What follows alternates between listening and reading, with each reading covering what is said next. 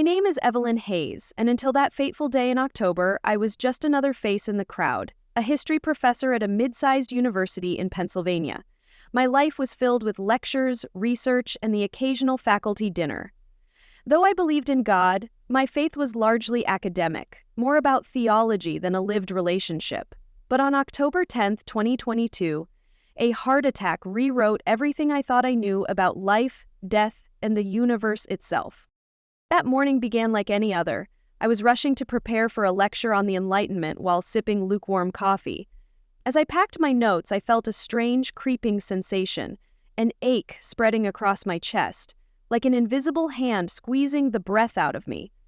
Before I could process the pain, my vision blurred and the world faded to black. The first thing I remember after the darkness was an incredible light, a brightness that wasn't harsh, but warm and inviting.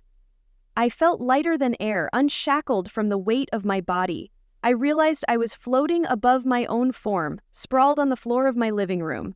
Paramedics surrounded me, their movements urgent yet methodical. I felt no fear, only an overwhelming sense of peace, like the burdens of my entire existence had evaporated. Then I was drawn upward, faster than I could comprehend, into what seemed like a tunnel. This wasn't the cliched dark tunnel leading to a single point of light. It was a realm of shifting hues, colors so vivid and dynamic they seemed alive. Every shade conveyed emotions. All shapes conveyed serenity. Gold filled me with joy, and emerald ignited a deep connection to something eternal. Emerging from the tunnel, I found myself in a place that defies earthly description. Imagine a meadow, but every blade of grass shimmered with its own radiant energy. Flowers bloomed in hues unknown to the human eye, exuding fragrances that didn't merely smell wonderful, but resonated within my spirit, each note whispering of love and creation. It was here that I saw him.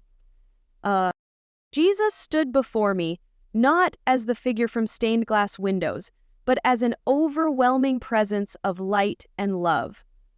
His appearance shifted, not in form, but in essence, as if he was adapting to my comprehension. His eyes, pools of infinite compassion, met mine, and without words, he spoke directly to my soul. "Blessed Evelyn," he said, and his voice was not sound but understanding itself. "You are loved beyond measure, but there is much you must see, much you must carry back with you." He extended his hand, and as I reached for it, a flood of memories surfaced. Times I had been blind to divine intervention in my life.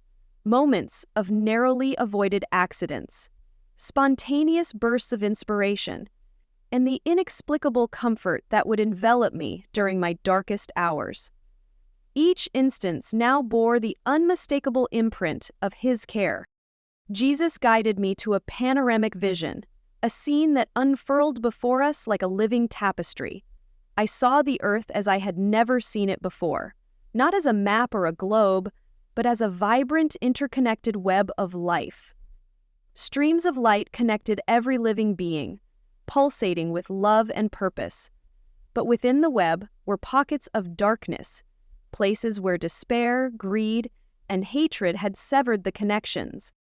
"These fractures," he explained, "are not permanent, but they are dangerous. They ripple through creation, disrupting the harmony of my design. Yet love is the ultimate healer, and it is through love that the web can be restored." As he spoke, the scene shifted. I was shown glimpses of humanity's future, not as fixed outcomes, but as branching possibilities shaped by our choices. I saw a world where technological advancements brought unity, innovation, and solutions to humanity's greatest challenges. But I also saw a darker path, a future dominated by fear, control, and separation, where progress was a facade masking deepening divides. "You must tell them," Jesus said, "that the power to choose lies within them. Each act of kindness, each moment of forgiveness, strengthens the light. Each choice for love over fear rewires the very fabric of existence." He then showed me something I will never forget. It was a vision of souls. Thousands upon thousands, each a unique spark of divine energy. Some glowed brilliantly, their light spreading to those around them. Others flickered, dimmed by the weight of pain, anger, or isolation. And still others seemed shrouded in darkness, their light hidden but not extinguished. Even the dimmest spark, Jesus said, is never beyond my reach. Love is the most potent force in creation, and it seeks always to reclaim, to restore, to redeem. At that moment, I understood a profound truth. No soul is ever truly lost. As the vision faded, I found myself standing on the edge of a crystalline river. Its waters sparkled with life, reflecting not just the world around it, but the essence of every soul who approached it. Jesus gestured to the water, and I saw countless figures. Souls stepping into its depths, shedding their pain, guilt, and fear, like old garments. Each emerged transformed, radiant with a light that was uniquely their own, yet unmistakably divine. "Evelyn," he said, turning to me, "you have glimpsed the truth, but your journey is not over. There is more to show you, more to prepare you for the work ahead." He stopped to stare directly at me, and with that, he extended his hand once more. Jesus took my hand and we moved, not as if traveling in space, but as though reality itself shifted to reveal new layers. Suddenly we stood before a massive structure, a city unlike anything I had ever imagined. Its walls shimmered with light, not merely reflected, but emanating from within. They pulsed with a rhythm, a song I could feel in my very essence. "This is the New Jerusalem," Jesus said, his voice resonating like the chords of a grand symphony. "It is a promise fulfilled and a reminder of what awaits those who trust in my love." We approached one of the gates, which was formed of a single colossal pearl. As it opened, the brilliance inside spilled out, almost overwhelming me. The streets were paved with gold so pure it was transparent, and the air seemed alive, carrying melodies that were simultaneously ancient and new. The city was bustling with activity, but it was nothing like the chaos of earthly cities. Instead, there was a harmonious rhythm to it.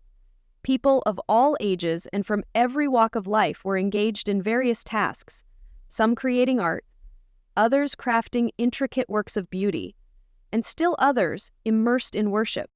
Jesus guided me to a great boulevard lined with trees that bore luminous fruit, each one exuding a radiant energy. Between the trees ran a crystal-clear river, its waters glowing softly with life. "This is the river of life," Jesus explained, gesturing to the flowing stream. "And these are the trees of life, bearing fruit for the healing of the nations. Here, nothing is wasted, nothing is broken, all is made whole." We moved through the city, and I began to notice something remarkable. Every face glowed with joy. This wasn't the fleeting happiness of earthly pleasures, but a deep, abiding peace. People recognized one another not just as acquaintances or loved ones, but as eternal beings, intrinsically connected.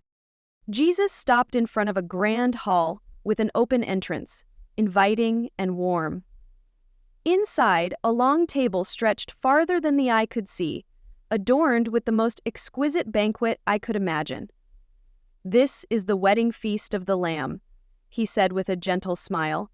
"One day, all who are mine will gather here to celebrate eternal communion with God." As I gazed at the feast, I felt a pang of longing. Not for food, but for the fullness of that divine fellowship. Suddenly, the scene shifted again. We stood on a mountain overlooking a vast expanse of unspoiled wilderness. Rolling hills, crystal lakes, and towering forests stretched as far as the eye could see. The colors were more vibrant than anything on earth. The air imbued with a clarity that felt like breathing pure joy. "This is the renewed earth," Jesus said. "A glimpse of what will be when all is restored. The lion will lie down with the lamb, and humanity will dwell in harmony with creation." It is a place of infinite discovery, where my children will explore, create, and grow for eternity. I saw families and communities living together, not in isolation but in vibrant, interwoven circles of love and cooperation. Technology existed but was wholly aligned with nature, enhancing rather than dominating it. People worked the land with joy, not toil, creating beauty and abundance that glorified God. "This is humanity's potential," Jesus said, his tone carrying both hope and urgency. "But it is not guaranteed. The choices made today shape the tomorrow that awaits." He showed me visions of both paths, one where love triumphed and another where fear and greed prevailed. The latter was a stark contrast, a world ravaged by division, environmental destruction, and the hollow pursuit of power. "Evelyn, you must tell them," he said. "The time is short. Each act of kindness, each moment of forgiveness, each choice for love ripples outward, shaping the future. My children must understand the power they hold to heal or harm, to unite or divide."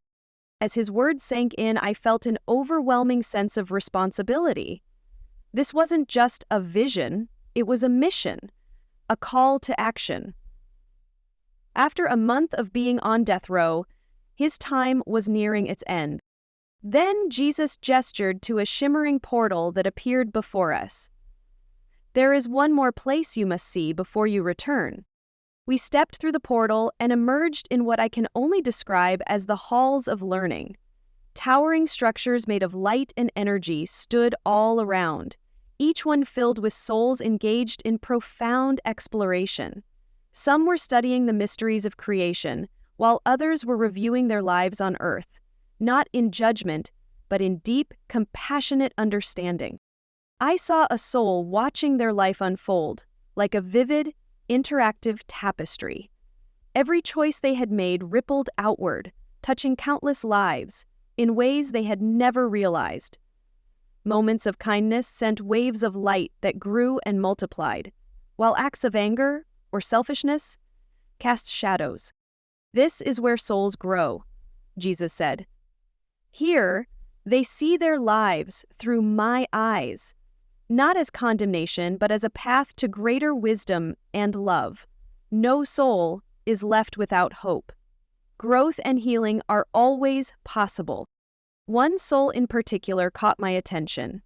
They were reliving a moment of profound regret, and I could feel their pain. But surrounding them were beings of light, angels and other souls, offering guidance and comfort. Slowly, the soul began to radiate light, their pain transforming into understanding and resolve. "No one is beyond redemption," Jesus said. "My love reaches even the darkest corners of existence." As we continued through the halls, I saw how souls were preparing for their next journeys, whether on Earth or in higher realms. They were learning skills, gaining insights, and deepening their connection to divine love. Finally, Jesus led me to a place where the atmosphere felt different, weightier, yet full of promise. It was here that I saw a great throne, surrounded by a multitude of beings, each one radiant with worship.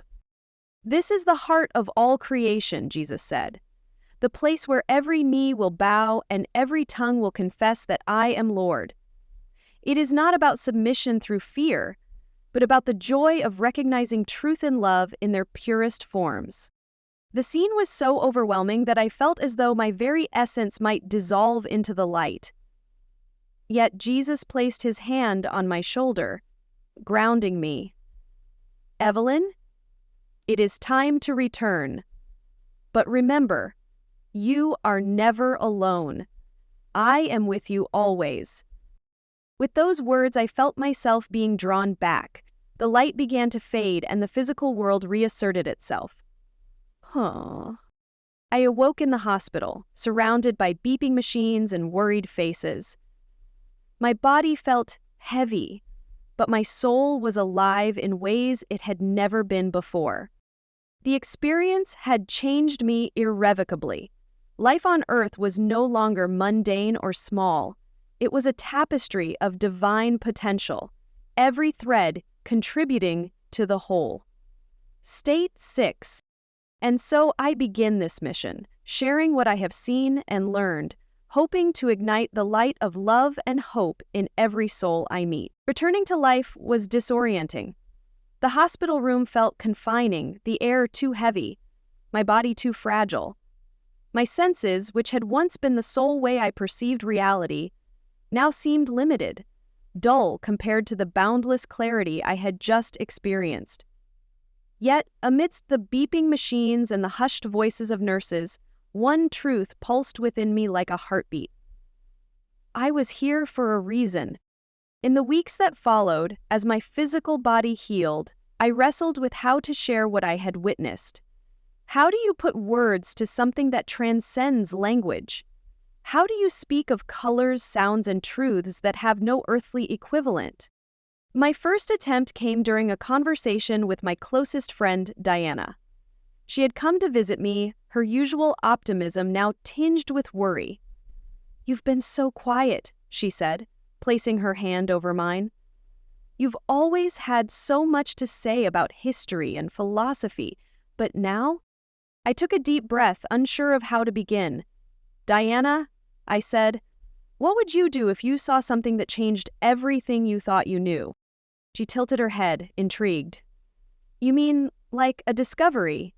Or something else?" Henry's eyes flashed. "Something else," I replied, and slowly, haltingly, I began to recount the visions, the lessons, and the overwhelming love I had encountered. To my surprise, she listened intently, her usual skepticism tempered by curiosity. "What you're describing," she said after I finished, her voice trembling slightly, "it's incredible. But why you? Why show all this to you?" "I've asked myself that same question," I admitted. "I think it's because I've spent my life trying to understand truth through history and facts. But now I realize there's a deeper truth, one rooted in love, connection, and choice. And I'm meant to share that truth." Over the coming months, I began to speak more openly about my experience. At first, the responses varied. Some people were fascinated, hanging on to every word as if they too had glimpsed eternity through my story. Others were skeptical, chalking it up to a hallucination or the result of a dying brain. But the most surprising reactions came from those who shared their own experiences, dreams, visions, and moments of unexplainable clarity that echoed the truths I had seen. It was as if my testimony unlocked something in them, allowing them to embrace the divine whispers they had long ignored. As I continued to share, I found myself reflecting more deeply on the scenes Jesus had shown me. The vision of the interconnected web of light, in particular, haunted and inspired me. I began to notice how even small acts, helping a stranger, offering a kind word, or simply listening, created ripples in that web. One day, as I walked through a park near my home, I saw a young boy struggling to carry a heavy backpack. Without thinking, I stepped in to help, hoisting the bag onto my shoulder. His gratitude was palpable, and in that moment, I felt a subtle, almost imperceptible pulse, a strengthening of the light. Later, I recalled the vision of the halls of learning, where souls reviewed their lives not in judgment but in love. I wondered about my own tapestry. How many times had I chosen fear over love, judgment over compassion? And yet, I also remembered Jesus' reassurance. No soul is beyond redemption, and growth is always possible. One of the most profound moments of clarity came during a lecture I gave to my students. I had returned to teaching, but my approach was different now. Instead of merely recounting historical events, I wove in lessons about humanity's capacity for love and resilience. On this particular day, we were discussing the Renaissance, a period of profound creativity and discovery. The Renaissance wasn't just about art and science, I said, pacing the room. It was about a rediscovery of what it means to be human, to connect, to strive for something greater. And in many ways, that's what our lives are about. Rediscovering the divine spark within us and letting it guide our choices. After class, a student approached me. She was quiet, almost hesitant, but her eyes held a glimmer of something I recognized. "Professor Hayes," she began, "what you said about rediscovering the divine spark, it reminded me of something my grandmother used to tell me. She always said that love is the closest thing we have to understanding God. Do you think that's true?" I smiled, my heart swelling with gratitude. "I think your grandmother was absolutely right. Love is the language of God, and every act of love brings us closer to understanding the divine." The car was busy wherever we were, and we moved quickly, and I watched the small row of cars drive away. As I walked home that evening, I felt a renewed sense of purpose. The path ahead was still uncertain, but the lessons I had learned were clear. Each of us is part of the divine web, and our choices matter. One night, as I sat by the window, staring at the stars, I felt the familiar presence of Jesus. Though I couldn't see him as I had during my near-death experience, I sensed his words in my heart. "Evelyn," he said, "you are doing well. Remember, it's not about grand gestures or extraordinary deeds. It's about living each moment with love, faith, and hope. Keep sharing, keep loving, and trust that the light will grow." Evelyn heard the advice and trusted it. With tears streaming down my face, I whispered, "Hi, well." The months following my experience brought a strange blend of ordinary life and extraordinary purpose. I went back to my routines, but everything felt different. The world, which I had once seen as a series of disconnected events, now pulsed with a hidden rhythm. Every interaction, every choice, every seemingly mundane moment felt alive with divine potential. One of the most transformative lessons from my time with Jesus was the importance of small, deliberate acts of love. It wasn't about changing the world overnight, but about planting seeds of light wherever I went. This lesson came into sharp focus during an encounter with a man named Victor. Victor was homeless, sitting on the steps of a library with a cardboard sign that read, "Just hungry." It was a bitterly cold day, and as I passed by, I felt a nudge. Not physical, but unmistakable, as if Jesus himself was whispering, "See him." I stopped and approached him. "Hi," I said gently, unsure of what to say next. His eyes, weary yet hopeful, met mine. "Do you need anything specific?" I asked. "Just food," he replied. His voice was soft, but there was a strength in it, a refusal to surrender completely to despair. I offered to take him to a nearby cafe. Over a warm meal, Victor shared fragments of his story, a series of losses, bad luck, and choices he regretted. But what struck me most was his gratitude. "People don't usually stop," he said. "They walk by like I'm invisible. But you, why did you stop?" I hesitated, unsure how much to reveal. Finally, I said, "Because I believe every person carries something sacred within them. And sometimes, we just need someone to remind us of that." As I left the cafe that day, I felt another pulse in the web of light, a reminder that even the smallest act of kindness could ripple outward in ways I might never see. Over time, the visions Jesus had shared with me began to clarify, as if etched into my soul with greater precision. I started journaling them, weaving together the lessons and images into a cohesive message that I could share with others. One evening, as I wrote, I was struck by the memory of the halls of learning.